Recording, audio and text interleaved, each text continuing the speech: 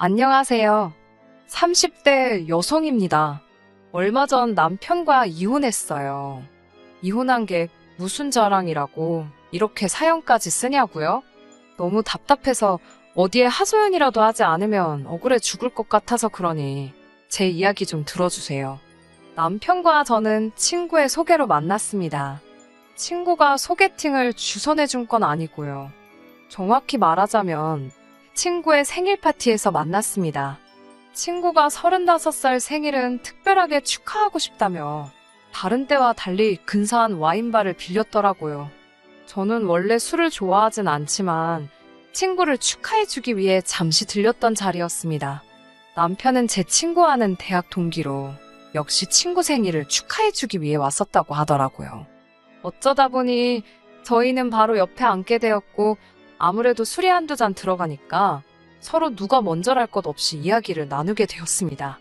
남편의 외모가 제 스타일은 아니었지만 과묵하면서도 저를 잘 챙겨주는 모습에 호감이 생기더라고요. 물론 이때만 해도 진지한 사이로 발전하게 될 거라는 예상은 미처 못했습니다. 하지만 며칠 뒤 남편이 친구를 통해 연락을 해왔습니다. 신뢰가 되지 않는다면 이번엔 말짱한 정신으로 저를 만나보고 싶다고 하더라고요. 남편의 적극적인 태도에 저도 못 이기는 척 남편을 한 번 더 만나보게 되었어요. 그날 이후로 저희는 오래 지나지 않아 연인 사이로 발전하게 되었습니다. 성향이 잘 맞았던 덕분인지 저희는 사귀는 동안 크게 다투는 일이 없었고 스트레스를 받지 않으니 함께 있는 시간이 편하다고 느껴졌습니다. 결혼하는 게 당연하다고 느껴지던 무렵 남편이 프로포즈를 해왔고 그렇게 양쪽 집안 부모님들의 축하 속에서 결혼을 하게 되었습니다. 하지만 결혼 생활은 두 사람만 좋아서 되는 게 아니라는 걸 살아보니까 알겠더라고요. 저희 둘만의 결혼 생활은 대체적으로 무난하고 즐거운 편이었습니다. 저는 남들이 이름만 들으면 알 법한 안정적인 회사를 다니는 직장인이었고 남편 역시 본인이 좋아하는 일을 하며 돈을 벌고 있었어요. 벌이에 있어서 약간의 차이가 있기는 했지만 서로 크게 개의치는 않았습니다.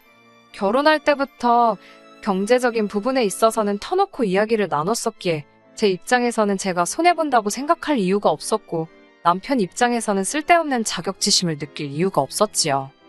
그런 저희가 다투게 되는 경우가 종종 있었는데 그건 바로 시아버지 때문이었습니다. 저희 시아버지가 그토록 괴팍한 분인 줄 진즉에 알았다면 결혼을 다시 생각해봤을지도 모르겠다고 생각했을 만큼 정말 받아주기 힘든 분입니다.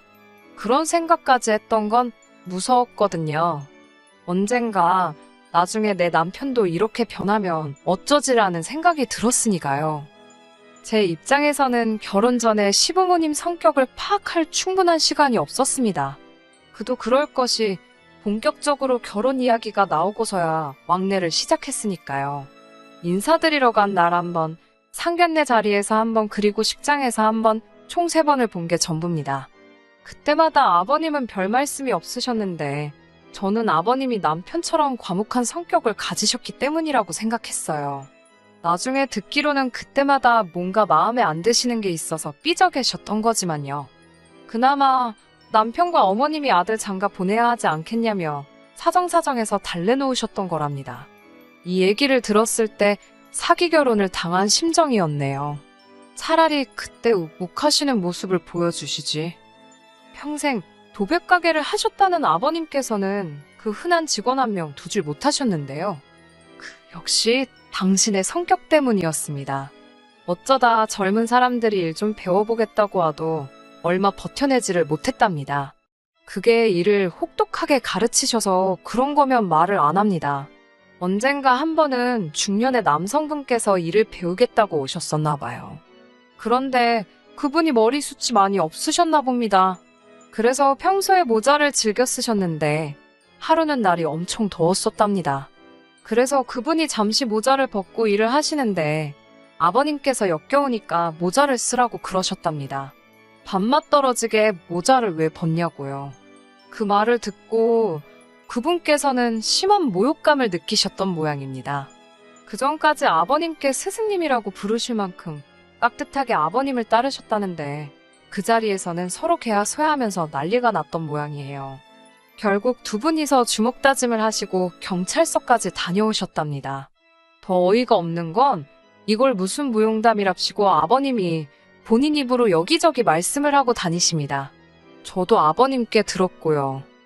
그뿐만이 아닙니다. 당신 성격 탓에 같이 일할 사람을 못 구하시니 결국 불쌍한 어머님만 이리저리 끌고 다니시며 조수처럼 쓰셨는데요. 그러다 보니 어머님은 아버님 말씀에 속된 말로 찍소리도 못 하시는 게 몸에 배셨더라고요. 그러니 두 분 사이에 다툼이라는 건 존재할 리가 없었지요. 그런 어머님을 보고 있으면 같은 여자로서 안쓰럽기도 하고 도와드리고 싶기도 하고 그랬어요. 만약 친정어머니였다면 당연히 제가 진작에 나섰을 거예요. 하지만 시댁에는 남편뿐만 아니라 남편보다 2살 어린 신우도 있었기 때문에 제가 나설 자리는 아니라고 생각했네요. 솔직히 딸도 가만히 있는데 며느리가 아버님 이건 되고 저건 안 돼요. 그런 소리를 어떻게 하나요? 아무튼 이런 아버님과 제가 크게 갈등을 빚게 된 일이 있었습니다. 이 일이 시초가 되어 이혼을 하게 되었다고 해도 과언이 아닙니다. 다가오는 아버님 생신날 당시 모 호텔 뷔페가 인기가 많았기에 그곳에 모셔가려고 연락을 드렸습니다. 하지만 아버님께서는 무조건 집에서 드셔야겠다며 고집을 피우시더라고요. 사람들 말이 시부모님들은 며느리한테 생일상 받는 걸 좋아한다더니 이런 거구나 싶었습니다. 하지만 귀찮다는 생각보다는 기왕 하는 것 잘해야겠다 생각했어요. 하루 전날 미역국과 갈비를 비롯해 이것저것 할 수 있는 건 다 만들어 놓고 잤습니다. 남편은 그렇게까지 할 필요 없다며 그냥 사가도 된다고 했지만 음식은 정성이라고 생각했습니다. 그나마 다행인 건 시댁이 저희 집과 회사에서 멀지 않은 곳에 있었기 때문에 퇴근 후 집에 들렸다가 시댁으로 가면 여차저차 7시까지는 갈 수 있겠더라고요. 하지만 당일날 시댁에 도착했을 땐 이미 아버님 표정이 좋지 않았습니다. 저희가 5분 정도 늦었기 때문이었어요. 늦어서 죄송하다며 남편과 제가 없는 너스레까지 떨어가며 식사 준비를 했지요. 아버님께선 저에게 그까짓 직장 생활한다고 여자가 중요한 걸 놓치고 살면 쓰겠냐고 하시더군요. 그까짓 직장 생활이라는 부분도 귀에 거슬렸고 중요한 걸 뭘 놓쳤다는 말씀이신지도 이해가 안 되었지만 괜히 분위기 망치기 싫어서 죄송하다 말씀드리고 웃어 넘기려고 했습니다. 그러면 아버님도 솔직히 1절만 하셔야 되잖아요. 그런데 아버님께서는 멈추지 못하시고 똑같은 말씀을 다른 방식으로 또 하시더라고요. 시부모 생일뿐만이 아니라 시부모하고 일당 관련이 된 일이라 하면 네가 하고 있는 일이 얼마나 대단하다 해도 다 팽개치고 오는 거랍니다. 며느리란 존재가 원래 그런 거라고요. 결국 제가 참지 못하고 아버님께 이게 다 먹고 살려고 하는 일인데 제 마음대로 되냐고 한마디 했습니다.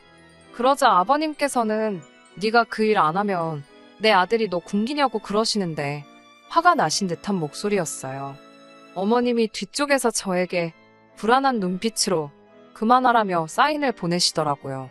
어머님을 봐서 참는다는 심정으로 아니라고 죄송하다고 마무리를 짓긴 했지만 저도 몹시 마음이 상했습니다. 옆에서 남편은 뭐하고 있었냐고요? 남편은 자기 아버지 성질도 알고 제 성질도 아니까 안절부절 못하고 있었지요. 딱히 달리한 건 없습니다. 그런데 있어야 할 한 사람이 안 보이더라고요. 저녁 식사가 전부 다 준비가 되었는데도 신우가 안 보였어요. 아가씨는 어디 있냐니까 어머님께서 하신다는 말씀이 아직 퇴근을 못한 것 같답니다. 그 말을 듣는데 속에서 욱하더라고요. 신우는 프리랜서 요가 강사입니다. 일하는 시간을 자기가 얼마든지 조절할 수 있어요. 저처럼 직장에 매여 있는 사람이 아니잖아요. 그런 신우는 다른 사람도 아니고 자기를 낳아주신 아버님의 생신인데 늦어도 되는 건가요? 신우야말로 정말 중요한 걸 놓치고 사는 거 아닌가요? 아버님의 이중자 때 어이가 없더라고요. 한마디 할까 말까 고민했지만 분위기도 그렇고 아버님 생신이니까 참고 있었지요. 가족들 식사가 다 끝날 때까지도 결국 신우는 코빼기도 보이지 않았습니다. 제가 남편에게 아가씨 너무 늦는 거 아니냐고 슬쩍 물었어요. 그러자 아버님께서 들으셨는지 남의 일에 신경 쓰지 말랍니다. 일하다 보면 그럴 수도 있다나요.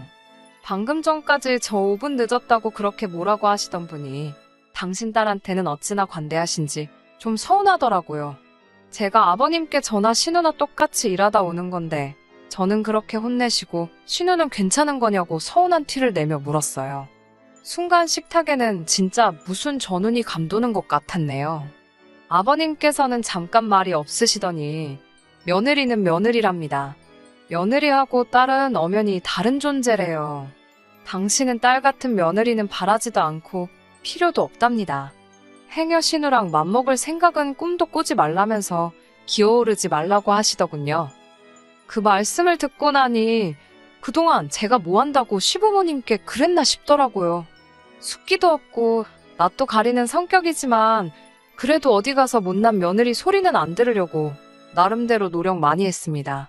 어디 좋다 하는 곳이 있으면 모시고 가고 몸이 안 좋다 하시면 영양제든 뭐든 챙겨드렸고요. 안부 전화도 자주 드렸고 이번 생신 때도 음식 하나 사지 않고 밤을 새워서 정성으로 만들었는데 기어오르지 말라는 소리나 듣고 있는 제 자신이 정말 한심하더라고요. 남편도 옆에서 아버지는 무슨 말씀을 그렇게 하시냐면서 중재에 나섰지만 이미 엎질러진 물이었어요. 저는 큰 충격을 받았지만 일단 알겠다고 했습니다. 아버님이 원하시는 게 그거라면 그렇게 하겠다고요. 냉랭해진 식사 자리를 정리하고 있는데 현관문이 열리면서 신우가 들어왔습니다. 신우는 아버님 생신인 건 아는지 모르는지 빈손으로 와서는 배고프다며 씻으러 들어가더라고요. 여담이지만 케이크는 아가씨가 챙길 줄 알고 저희가 안 챙겼거든요. 아무튼 마음이 상할 대로 상한 제가 집에 가려고 짐을 챙기고 있는데 아버님이 부엌 가서 저녁 차리랍니다. 당신 딸이 지금 배고프다고 하는 거 못 들었냐고요. 그래서 아버님이 차려주시라고 그랬어요. 며느리가 신우 밥 차려주는 사람이냐고요. 그러자 남편이 자기가 차린다며 부엌으로 들어가더라고요. 밥을 차리고 나온 남편과 거실에 앉아 TV를 보고 있었습니다. 그런데 이번엔 대뜸 아버님께서 저더러 화장실 앞에 양말 안 보이냐고 언제까지 안 치울 거냐고 화를 내시더라고요. 시부모 집이 지저분하면 치우는 건 며느리가 할 일이 맞지 않냐면서요. 보니까 신우가 씻으러 들어가면서 뒤집어 벗어놓은 양말이었습니다. 제가 아가씨가 벗어놓은 양말까지 치워야 하냐고 아가씨 다 씻고 나오면 아가씨더러 치우라고 한다 했습니다. 그러자 아버님께서는 그 양말을 집어다 저한테 던지셨어요. 치우라면 치우지 말도 많다면서요. 어이가 없어서 말도 안 나오더라고요. 잠깐 아버님을 쳐다보곤 제 가방만 챙겨들고 그냥 그 집에서 나왔습니다. 남편도 곧이어 저를 뒤따라 나오더라고요. 집으로 오는 길에 아버님께 수차례 전화가 걸려왔지만 하나도 받지 않았어요. 남편은 아버님 대신 자기가 사과한다면서도 앞으로 계속 이렇게 지낼 수는 없지 않냐면서 내일이나 내일 모레쯤 먼저 전화를 드리랍니다. 대신 앞으로 자기가 처갓집에 정말 잘하겠다면서요. 어이가 없었지요. 어디 비교할 때다 해야지. 제가 말 같지도 않은 소리 하지도 말라고 그냥 당신은 앞으로 당신 집에 잘하고 나는 내 집에 잘하고 그렇게 살자 했습니다. 그러자 고작 남편이 한다는 소리가 그럼 양쪽 집안 어른들 용돈은 어떻게 할 거냐고 묻더라고요. 친정은 내가 챙길 테니 시댁은 당신이 챙기라 했습니다. 공동으로 먹고 쓰는 거 외엔 서로 일체 간섭하지 말자고요. 그 이후로 어머님께 몇 차례 전화가 걸려왔습니다. 어머님과는 두어 번 정도 통화를 했어요. 남편과 별반 다르지 않은 이야기를 하시더군요. 나이 든 사람이다. 평생을 저렇게 살았는데 어떻게 하겠냐. 우리가 맞춰줘야 한다. 그런 말씀이었지요. 나쁜 사람은 아닌데 한 번씩 욱해서 저런다며 저더러 이해하랍니다. 그러면서 저더러 그거 밥 좀 차리고 양말 좀 치우는 게 뭐가 어렵냐고 그러셨습니다. 밥을 새로 하라는 것도 아니었다. 양말을 손으로 빨라는 것도 아니었다.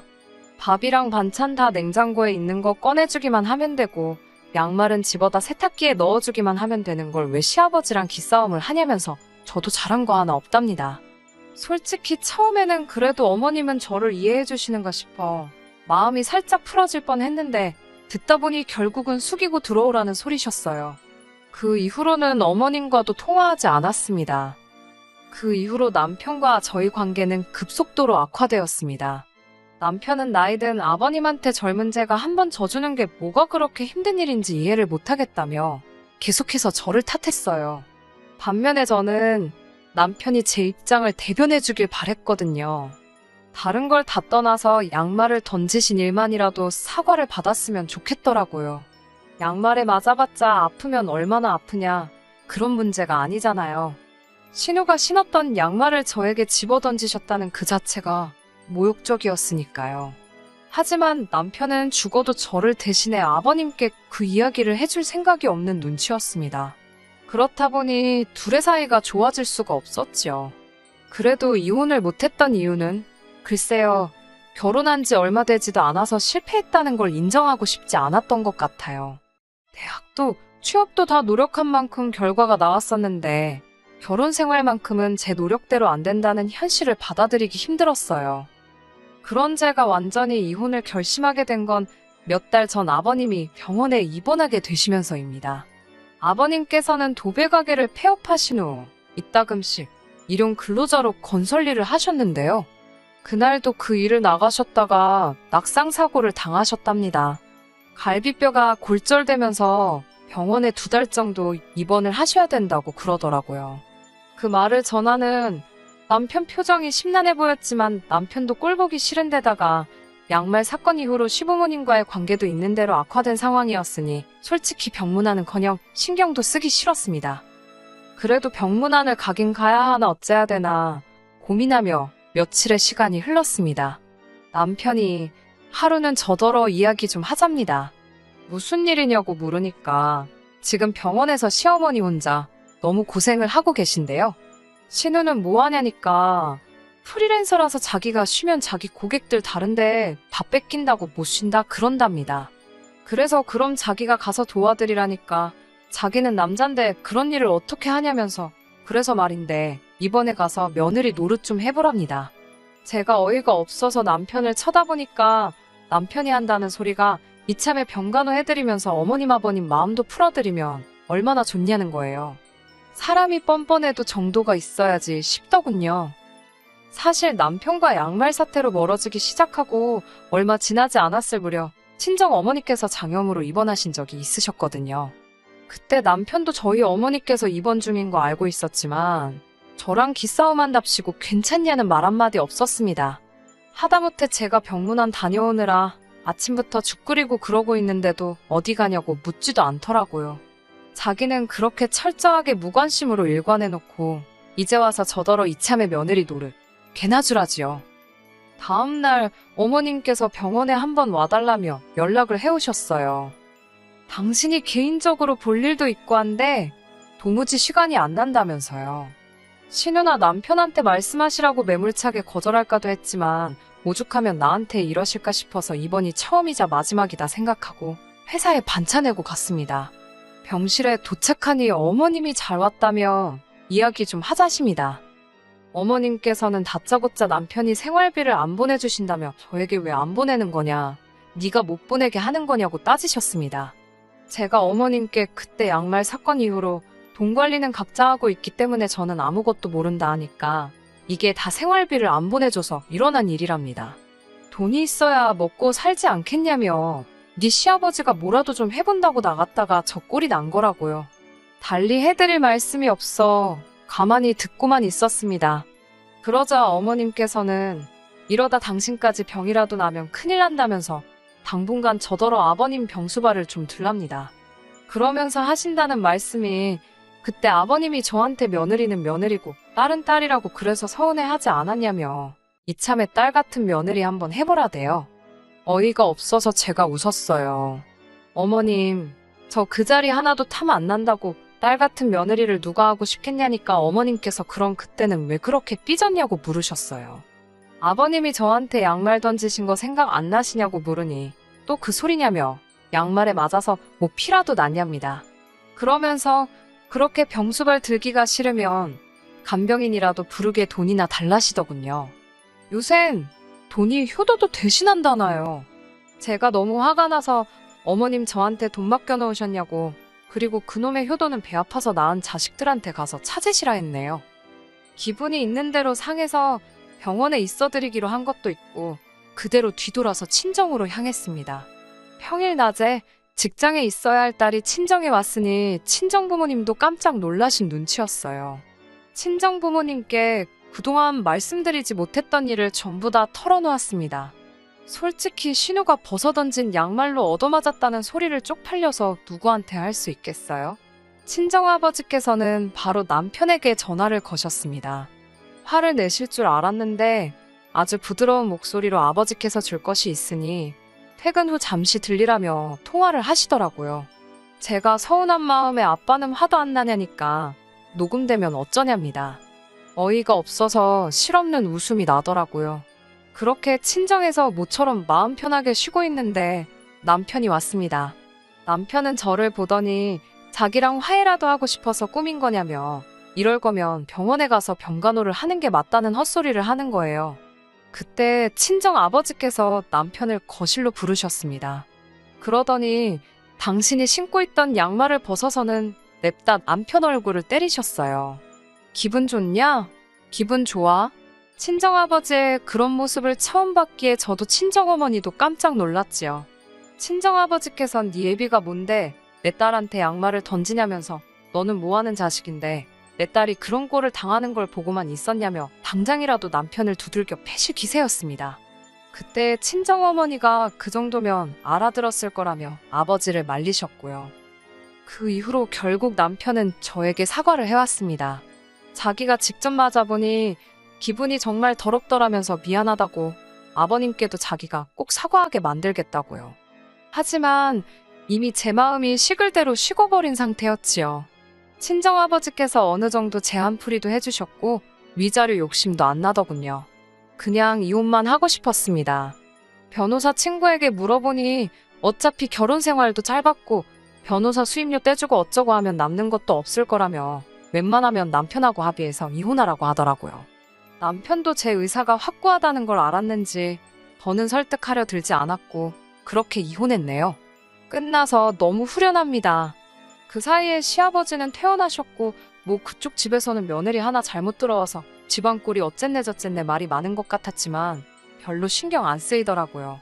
그리고 저랑 살 때는 그렇게 한 번만 숙여드리라던 남편이 정작 저랑 이혼하고 나니까 시부모님하고 연 끊고 산다고 들었습니다. 그 이유를 알 것도 같고 뭐 다 지나간 일이지요. 또 다시 결혼 같은 걸 하게 될지 모르겠습니다. 당장은 하고 싶은 생각도 없고요. 다만 언젠가 기회가 된다면 그때는 딸 같은 며느리, 며느리는 며느리 이런 거 다 떠나서 서로 인격적으로 존중하는 집안의 일원이 되면 좋겠다는 바람은 있네요. 끝까지 들어주셔서 감사합니다. 오늘의 사연은 여기까지입니다. 구독과 좋아요, 알람 설정 부탁드리고 더 좋은 사연으로 다시 찾아뵙겠습니다. 감사합니다.